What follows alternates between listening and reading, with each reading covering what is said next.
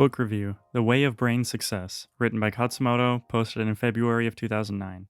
Hey there, been a while. Actually, I just got back from Taiwan.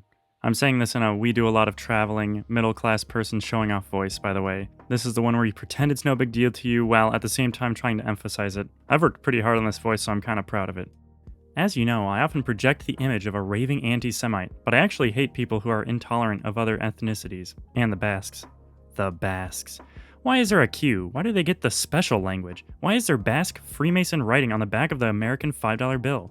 Made you look, haha, too much internet for you.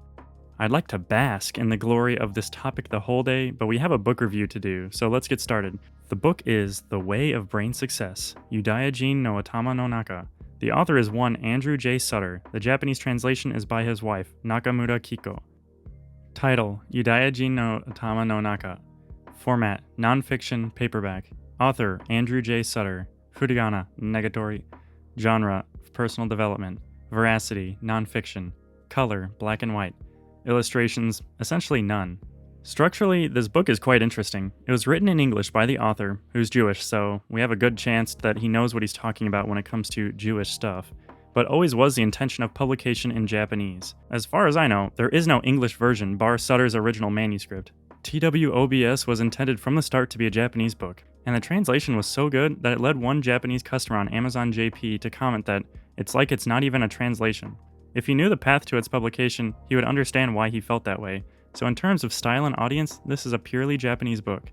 While the government of Japan refused to partake in the anti-Semitism that was terribly en vogue in, let's just say, certain parts of Europe in the 1940s, and, well, frankly, even today on certain European island nations beginning with B and ending in written, at least at my high school. Protocols of the Elders of Zion-style Judeophobic books do exist here, unfortunately. Before everyone goes freaking out, there are also more level-headed books, like Kase Hideaki's Yudaijin no Chikara. But the crappy books needed to be answered, and Sutter was just the chap to do it. But first, let's get into why Khatzumoto was even interested in a topic as rife for grief, libel, slander, misunderstanding, simple crudeness, scapegoatery, scape-sheepery, and appalling violence as Jewish science, success. For the answer to that question, you need look no further than my undergraduate experiences. Experience number 1. It was a computer science class in the computer science building with the best computer science professor in the world. Iowa represent. Outside, summer. Inside, dark. Room, dimly lit. Whiteboard, white but hard to see. Professor, really interesting as always. And he, that man, my sensei, said something that is probably common knowledge for everyone else, but hit me like lightning. He said that the source of the worldly success enjoyed by the Jews of Europe in the past 250 or so years lies in the fact that Jewish men of Europe could all do something that almost all the Gentiles could not: read. Indeed, another name for the Jews is people of the book, also people of the Nobel Prize. Experience number 2. When I was a kid, I used to read and watch TV simultaneously. Often I'd be reading 2 or sometimes even 3 books and watching the television. It felt entirely natural to me, but a lot of people got on my case about it. Them. Pick one. Me. No. Then, in 2004, I'm at a college friend's family house, and her dad is in the kitchen with a magazine on the table, a novel in hand, and a documentary on the telly, and it was like everything was warm and fuzzy, because finally someone understood me, and it turns out he's Jewish, which tangentially connects it to this post. Indeed, these college experiences helped set the stage for my literacy revelation, which I very verbosely shared with you here.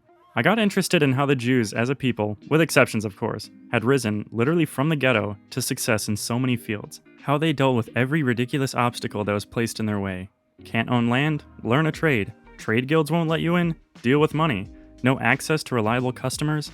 Provide consumer financial services for high-risk clients. WASP law firms won't let you in or make you a partner? Make your own and win crappy cases until the whole legal world knows you're the best. Your country kicks you out because you say your science is different? Go and be Einstein somewhere else. Columbia University won't allow you to attend because they have a Jewish quota? WTF? Go to MIT and become Richard Feynman anyway. Smooth move, Columbia. I bet the same idiots who whine about affirmative action now, can of worms, would have whined about Jews winning all the university places.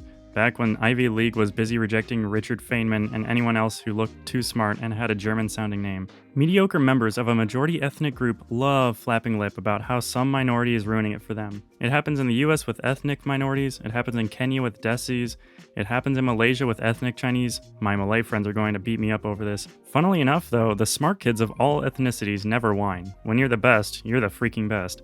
As Sutter explains, culture is everything, not genetics. Sutter says the evidence just isn't there. The Jews built a religious culture founded on literacy and encouraging of learning. Learning itself was considered worship. Sutter describes a traditional ceremony in which children were given honey as a reward in conjunction with some activity involving reading or memorizing parts of a certain religious text. The aim of the ceremony was literally to teach them that learning is sweet. Reminds me of how I used to eat Jelly Bellies after each Chinese SRS rep. In terms of behaviorism, this is so many types of right it's not even funny. So when the Hashkalah came and restrictions on secular activity were loosened, it was a matter of shifting the focus of that prodigious intellectual activity from the finer details of religious jurisprudence to whatever presented itself in the world outside.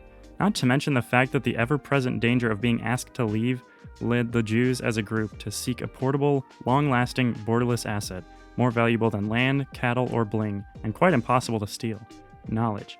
Sutter and Keyes both recount various interesting fables passed down in the Jewish community, illustrating the value of brain over brawn in even the direst of situations. There's one about a Jew who is brought to a magistrate in some European country in medieval times, accused of murdering a Gentile's child. The magistrate is a raving anti-Semite, but is also a gentleman, so he likes to give the appearance of fairness. He announces to the Jewish guy, "Look here, Greenbaum, I'm a fair man. Since there is no eyewitness and DNA forensic evidence tests haven't been invented yet, let that God of yours decide your fate. In this hat are two pieces of paper. One says guilty and the other says not guilty. You pick. The paper shall decide your fate." Greenbaum knows that the magistrate reads too many shady conspiracy parchments and is a through-going Jew hater, and realizes that both pieces of paper say guilty, but there's no way he could slander the town magistrate and live. Seemingly resigned to his fate, he mutters a prayer, reaches into the hat, pulls out a piece of paper, and eats it. Everyone goes into shock. His family's all screaming, "What are you doing? Jew crazy!" And then he tells the magistrate, "The paper I didn't pick is still there. You can check against it. Greenbaum lives. Intellectual muscles save the day. The end." Another Jewish fable for children, this time from Keyes, tells of a ship, again in days of old. On it were two merchants and a scholar. The two merchants sell eye parchments, designer clothes, bling, and all manner of other luxury merchandise. They've been on the ship a few days, and the topic of conversation comes to the scholar and what he sells. The scholar tells the merchants he sells the most valuable merchandise in all the world, better than bling, designer clothes, and eye parchments. The other merchants are confused but puzzled. Bored, they ask around the ship, looking for the scholar's merchandise. Eventually they realize that the scholar has no merchandise, and they're like, "That Greenbaum kid is an egot." Days later, a storm hits. The ship sinks, and almost everyone dies. The merchants and the scholar float ashore, stranded in a strange new land. With no insurance and all their merchandise gone, the merchants become beggars. The scholar goes into town and becomes a consultant for the king, makes a lot of gold, and eventually uses his wealth to help his former fellow passengers back on their feet. Once again, the day is saved thanks to intellectual muscle. Contrast this attitude to knowledge and its acquisition with how many other cultures treat geeks and geekery. Think of how most gaijin act towards Japanese learning fellow gaijin. They call them names geeks, weeaboos. They tell them to stop pretending to read. Tell them they can do that at home. They tell them to stop acting Japanese. Jock culture and sports heroes are lionized, and perhaps there's nothing wrong with that necessarily. It's just that too many people forget that most sports people are in fact interchangeable pawns, always one injury away from being thrown away like so many used Kleenex, in a wider game played and run by the aforementioned geeks.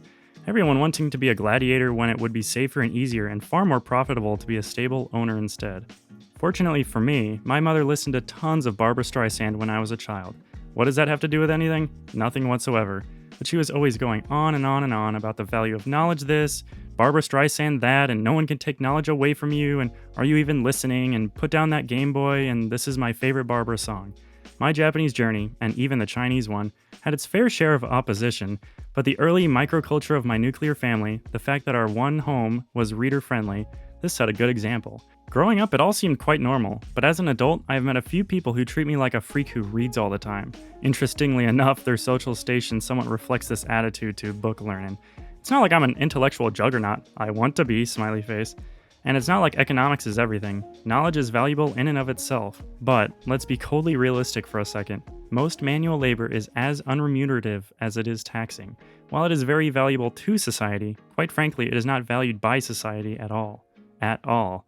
On the other hand, intellectual labor is almost the total opposite. Thinking up ways to do less, laziness of a sort, wins extra credit. At least it seems to be that way to me. Currently, all intellectual life depends on literacy. Not, I think, because straight text is a superior medium, quite the opposite, but because it's been around longer, boasts the highest quality and quantity of content, and has been chosen as a primary medium of intellectual discourse in the society we live in. Of course, oral-centric intellectual cultures have existed. Celtic civilization and ancient Greece are good examples. Today, a good-sized bookstore or library, it's a link to pictures of Shengping, a really nice bookstore in Taipei. I spent a whole night reading at their 24-hour branch, simply has more and better information in it than the most primo premium cable. Thus, to cut yourself off from literacy is to cut yourself off from text, is to cut yourself off from the bulk of intellectual activity and from the highest quality information in the world. As a foreigner in a bibliocentric country like Japan, this means you are restricted to one of three roles. 1. Sheltered expat, 2. Cultural ambassador, or 3. Exploited manual labor. There is no middle ground. The moral of the story is, don't be a schlemiel. Learn to read and keep reading. It's fun and there's a future in it. And get this book for the full story, because anything I say must be tainted and watered down quite a bit. Anyway, the massive worldwide Basque blogging conspiracy won't let me make this page any longer, so goodbye for now.